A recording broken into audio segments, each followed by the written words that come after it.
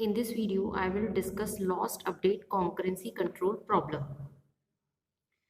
System के अंदर multiple transactions simultaneously execute करते हैं और अगर हम इन सारे ट्रांजैक्शंस का एग्जीक्यूशन जो ऑर्डर ऑफ एग्जीक्यूशन है अगर उसको हम प्रॉपरली मेंटेन या कंट्रोल नहीं करेंगे तो it may affect the result. और जब कॉन्करेंट ट्रांजैक्शंस जो हैं एग्जीक्यूट करते हैं अनकंट्रोल्ड मैनर में तो कई सारी प्रॉब्लम्स जो हैं वो आ सकती हैं। उसमें से मैं एक प्रॉब्लम डिस्कस करूंगी इस वीडियो में, lost update concurrency control problem. ये प्रॉब्लम तब अकर होती है जब दो ट्रांजैक्शंस सपोज से T1 और T2 कोशिश करते हैं कि सेम डेटा आइटम को जो है अपडेट करने की कोशिश करते हैं डेटाबेस में। Then update done to a data item by one transaction is lost as it is overwritten by the update done by another transaction.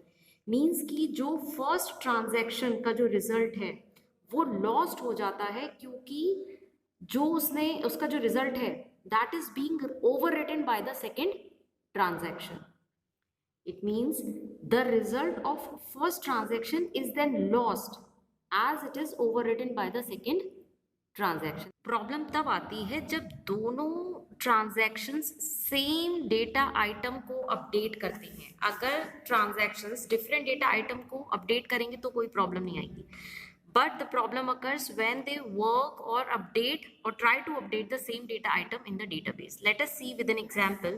There are two transactions T1 and T2 and A is the data item in the database.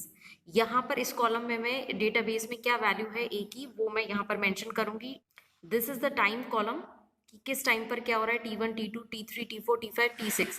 Now first let us see कि what the two transactions are doing. T1 को हम अलग से देखते हैं, system में enter करता है, ए की वैल्यू को रीड करता है, it access the value of A from the database, a equals to a plus 100, update the value of a, write a means a की वैल्यू को डेटाबेस में अपडेट लिखेगा with the write operation and then commits. Commit means it is this transaction is finished and जो भी updations उसने करे वो database में परमानेंट हो गए।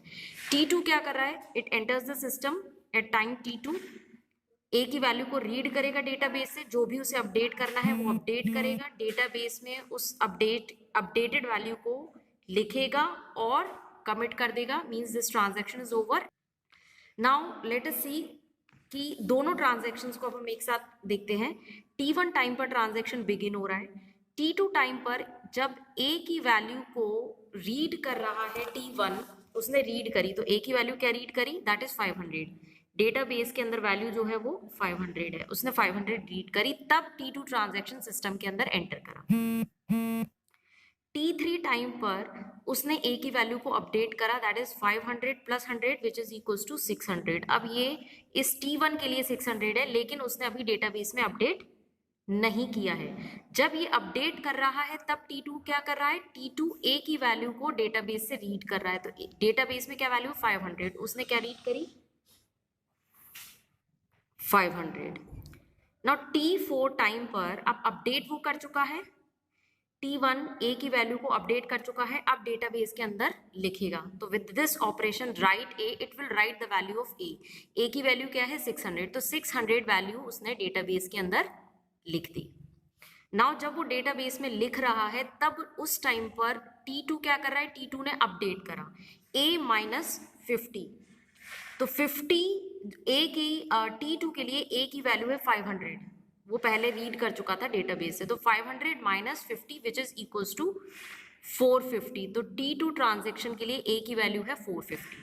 Now in at time T5 T1 commit कर दिया, means the updations are permanent in the database, commit कर दिया, यहाँ पर ये T1 ओवर हो गया। उस टाइम पर T2 जो है अब A की वैल्यू को लिख रहा है डेटाबेस के अंदर, A की वैल्यू क्या लिखेगा, वो T2 के लिए 450 है तो it will write 450 and then commit.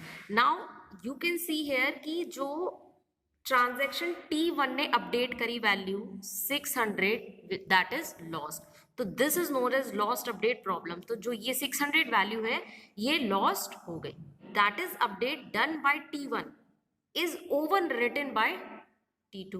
T2 ने ओवरराइट कर दिया, तो जो डेटा आइटम A है it has the incorrect value because its update is lost. जो A की वैल्यू है डेटाबेस के अंदर वो बिल्कुल गलत है, इनकरेक्ट वैल्यू है, क्योंकि वो जो अपडेट है वो डेटाबेस के अंदर लॉस्ट हो गया. We can prevent this type of problem, that is lost update problem. We can prevent it by locking the data items. Data item को हम जो है transactions जो है वो lock कर देता है by using the locking based protocol, which I will explain in the other video. तो locking based protocol से हम इस problem को prevent कर सकते हैं.